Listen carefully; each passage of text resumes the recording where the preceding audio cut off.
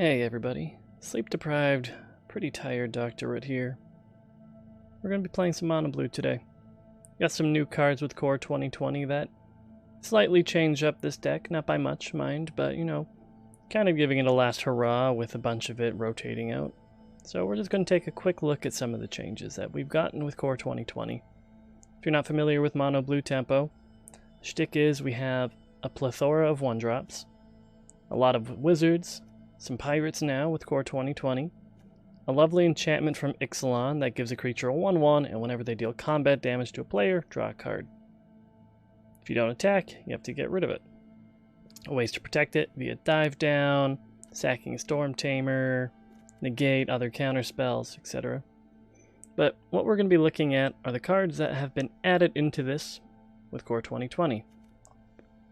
The big ones being, we're getting Spectral Sailor. It's a 1/1 flyer for 1 with flash. We can end step, works as a draw engine for us if the game goes on too long. And it also is an enabler for Lookout's Dispersal. Same thing with Siren Storm Tamer. It hits Wizard, it hits Pirate. Lookout's Dispersal can trigger off Pirates. Wizard Retort triggers off of Wizards. As well as that, we're running Unsummon. 1 blue mana, return target creature to owner's hand. It's a tempo play. They tap out come turn 4 or 5 on some big scary bomb, you just bounce that back to their hand. Now, while this might not be new to it, with the addition of the Spectral Sailor, it made it more playable. So that's why we're running Lookout's Dispersal. It's going to be a 2-cost, counterspell anything for the most part. So long as we control a pirate. In this case, we're running 8 pirates, so quite frequently we'll be able to trigger a Lookout's Dispersal.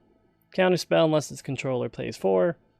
Going to be using this to counter any threats that will change the game in our opponent's favor. Just annoying blue BS. Retort, same thing. As long as we have a wizard, it's a 2-drop counter. Over here, 20 islands. Not running any fancy lands. Mostly because we need basic islands to play off our Jhin, which can become a bomb in itself based on our islands. So if we flood out, at least Jhin's getting bigger. The sideboard's also changed with the addition of Core 2020. A lot more color hate's been added. We have Aether Gust. Target spell or permanent, so if something's on the stack, you can gust it back on top. They're tapping out for a big board wipe or something you don't have another answer to. They want to do that again next turn, all the better for them, just a tempo play. Cerulean Drake's supposed to be there to help protect us against mono red matchups. Same thing, it's another counter spell that targets us, so against burn, if we're getting something really scary to a face, the last bolt that's going to kill us, something of the sort, we can get rid of our Drake. Essence Capture, useful against creature matchups, makes our creatures bigger. Surge Mare, unblocked, can't be blocked by green. Mana dump if we need it big and swing it on in. Tail's End, it's a new M20 card. In this case, it's countered an activated ability, a triggered ability, or a legendary spell. Situational, it's a 1-of, is what it is. Entrancing Melody, it's kind of fun. I really like this one in the mirror match.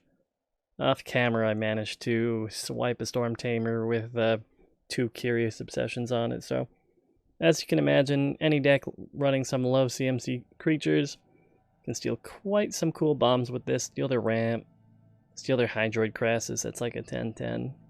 You can understand how this guy would work. But yeah, with how tired I am, we're just going to do some nice, relaxed, mono blue tempo.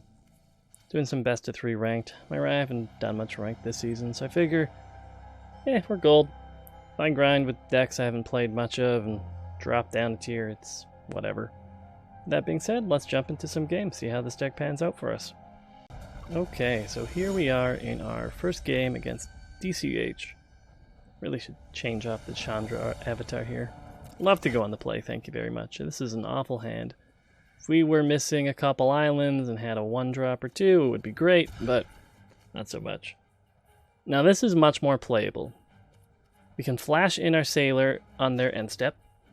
We will have come turn 2, assuming they don't bolt it then, the ability to cast Curious Obsession and dive down to protect it. So yeah, this is something I'm more than happy keeping.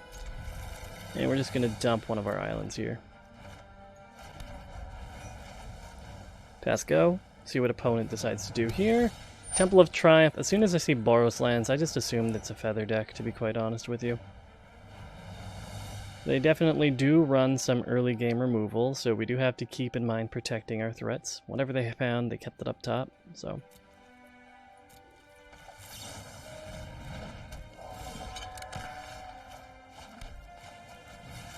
Get our Sailor here a little bit obsessed.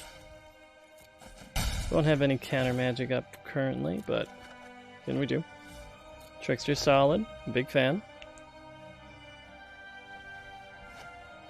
Shocking in something. Oh, they're getting this Kanta out. Okay. Now I'm curious what the opponent is actually playing. But they have double tap lands out. Do I want another dive down right now? I don't think I want two for the time being. So we're just going to bottom this.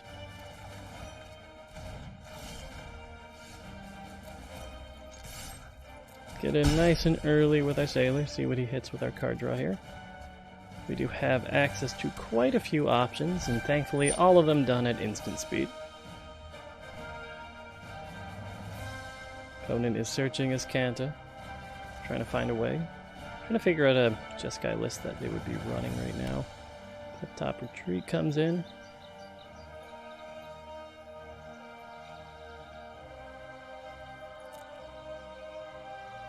Nothing, nothing. I think I just want to resolve the Sailor for the time being. I want to keep the negate mana open and not tap out. Well, let's see, they are lightning striking my Sailor here. So just one Hallowed Fountain up, I think we're fine.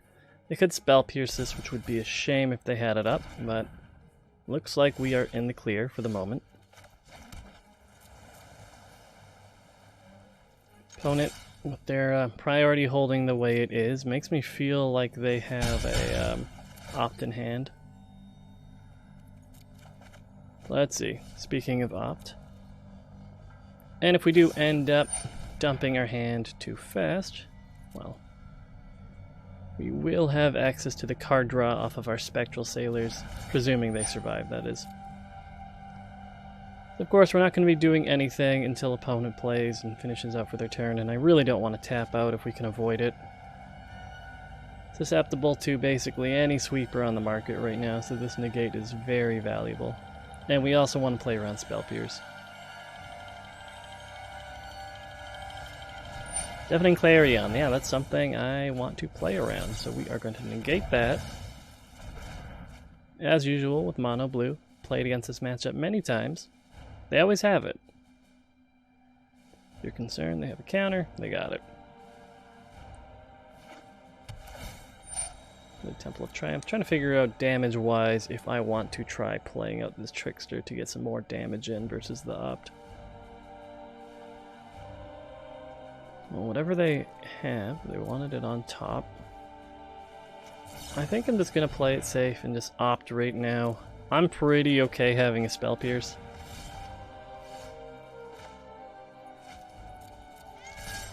Put another 3 damage off on their face here. Draw a card, another Trickster. Cool, cool, cool. Definitely getting some really good value out of the Sailor and Obsession here. Still not sure what they're actually running in their list, though. It's a little concerning to me. I haven't really seen all that much for Jeskai control lately. Now let's see, we have 2, 3, 4, 5, 6, 7. Let's see, 3, 6. Let's just get it down to a couple turn clock.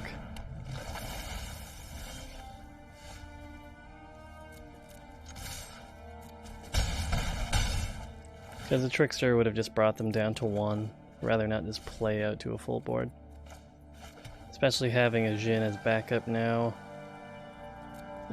No sense opting on our turn. Opponent, even if they bottom it, whatever, they won't be able to flip his Kanta. And we do have one opportunity to find a counterspell or protection for our creatures with the opt here. If they do play a board wipe. Chandra, okay. That's a little bit of a problem, but we're fine, because more likely than not, they're just going to down tick to wipe the board. See if you make it to the inferno. Like that, as you can see.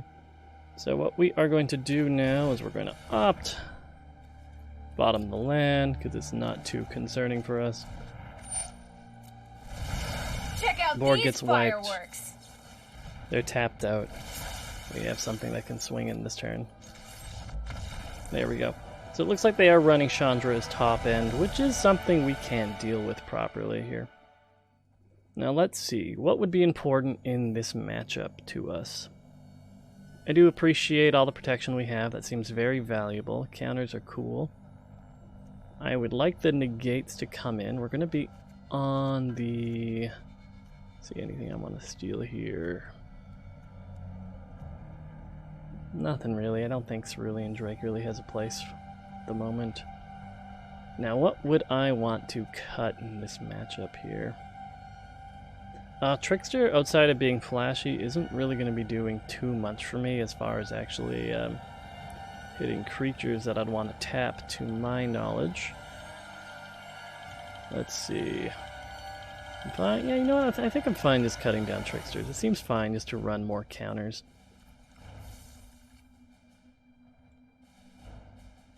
Also, to anyone who hates the fact that I'm playing mono blue, totally understand it. This is a deck that kind of stops your opponent from getting to play the game. Like, I'm trying to think of spells they were able to resolve, and it was largely just the Chandra and the Search for Azcanta. But, hey, it's just kind of how it is. A lot of people, I think, aren't really playing around counter spells nowadays. 3 Fairy kind of was in the spot where people felt like they couldn't play counter magic, so now no one's expecting counter magic. So then when you're playing decks that are just running tempo-y counters, countering anything you actually want to play, it's definitely a real bummer. Opponents taking their time sideboarding, which I can't blame them for, in all honesty. When it comes to sideboarding, it's probably what I'm the least comfortable in this game. So, but that's just practice, I believe. Assume opponent's going to play first. What does our hand look like? It's borderline, but I don't want to be in a position where we are forced to hope for. I'm going to mulligan this. This is close. And this is less great, but even on the draw, I don't like going down any lower. Our worst case is we have access to a Pteramander and a way to keep it alive temporarily. Sadly, it doesn't trigger reduced cost on Wizard's Retort. This is basically just a really value body. It's a 1/1 flyer for 1 that if you top deck it later in the game, you can adapt it for 4 quite reliably.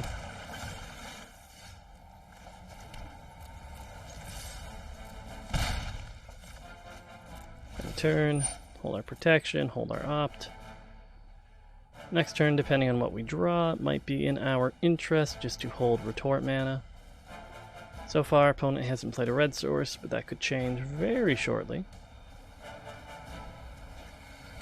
Yeah, there we go. There's a Sacred Foundry. So even if they have some blue-white base removal or bounce effect, we can hold Dive Down up if we feel that necessary. They are dumping a sweeper, so it's leading me to believe they might not have all that much for mana available at the moment. Now, what I am fine playing is a Storm Tamer here, assuming it resolves, of course.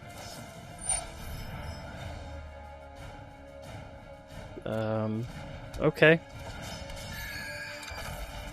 I think opponent didn't realize how Seal Away works. That's fine. Seal Away only works if the creature's tapped. I made that mistake when I was first getting into Arena as well, back in Guilds of Ravnica, but to be fair, we're in gold. I'm not expecting to see the top tiers of gameplay. Let's see, so they have 4 mana available. We have Dive Down, we have Spell Pierce, we have options here. Clarion, for now, Spell Pierce can hit it, so may as well get rid of that way. Get another step closer to playing our Pteramander. Now I'm trying to figure out, we know they're running Clarion, we know they are running Cleansing Nova. They potentially will have Nova mana available and I won't be able to protect Jhin. I think for now we just keep this beatdown going. If we hit another land drop and we don't have to counter anything this turn, I think that's when I'll be comfortable playing the Jhin, but at the moment not so much. So whatever it was, they were happy enough to keep it on top. And that's a Lyra, and that is why I'm very glad I had counter magic available, because that can do a lot of bad things to my board. So we hit another land, which is cool. We do have the ability to adapt our Pteramander here. Trying to figure out if I want to do that, because he'd be swinging in for 6, still put them on a 3-turn clock, whereas this would put him, I think, potentially on 2 turns, because we'd have the adapt for the next. So yeah, right now what we gotta hope is they don't have sweepers available. Spot removal, we have 2 ways to protect our threats. We have Dive Down and Storm Tamer. So we're hoping just not for a board wipe here. That's kind of what we were wishing to avoid, but c'est la vie. And now we have a lot of good draws, of course. We have another Tempest Jhin, which we can protect, assuming no sweeper. We have a Pteramander, which we'll be able to adapt pretty easily. Spectral Sailor can enable us for some more card draw. Jhin is big and scary. But yeah, we're very reliant on top decks currently. At least we'll have some counter magic. I don't hate Lookout's Dispersal, it's just not exciting. So they don't have that mana available quite yet, but this can, I think, currently deal with any of their threats with the exception of Chandra. Now is important, we gotta see what opponent decides to do with their Scryland. Bottoming it, okay.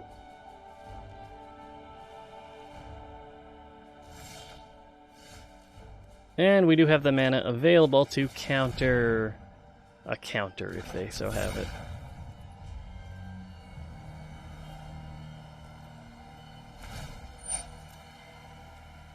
Let's see. They won't be able to flip his counter just quite yet.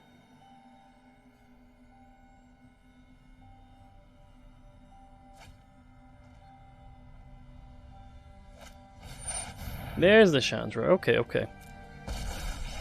So they might try to down tick to remove the Jhin, and that would be pretty ideal for me, because at least we can protect it.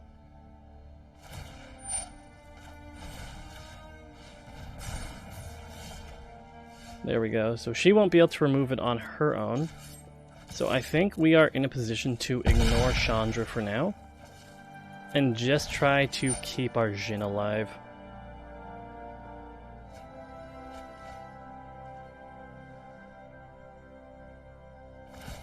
They're going to uptick, get the emblem ticking on us, but we're at 20 life, so that's kind of a non-starter. Now with the mana they have available, Lookout's Dispersal isn't a guaranteed counter.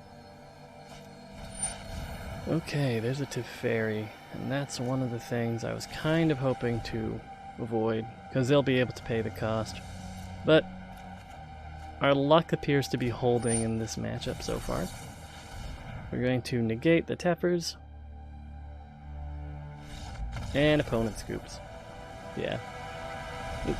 This matchup can be a little bit dirtily, as long as you just kind of counter the important threats and try not to play too aggressively into a lot of shit at once. Okay, too aggressively into a board wipe. You should be set. Oh. Okay, yeah. I guess we this was our double finale of Eternity thing. Nice. Cool, cool, cool.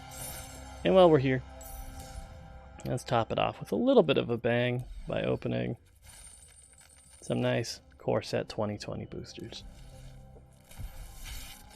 More importantly, slowly get this rare wildcard track going. So we hit another Chandra's Regulator. I think I have a play set of those now, so look forward to never seeing one again. And a mythic rare wildcard. One of the 2 best cards you can pull out of any set. But yeah, low energy recording session, but thanks so much for watching, guys. If you don't like mono blue, I get it. I know a lot of people I talk to absolutely hate counter spells and anything that stops them from playing the game, but it's like 4 in the morning. I'm gonna just play what I want. But yeah, as usual, thanks so much for watching though, especially if you're here this late. Leave a like if you like it. Comment even if you just want to shit talk Mono Blue. I can respect that. But I'm Dr. Ed. I'll catch y'all next time. Have a great weekend, everyone. Bye for now.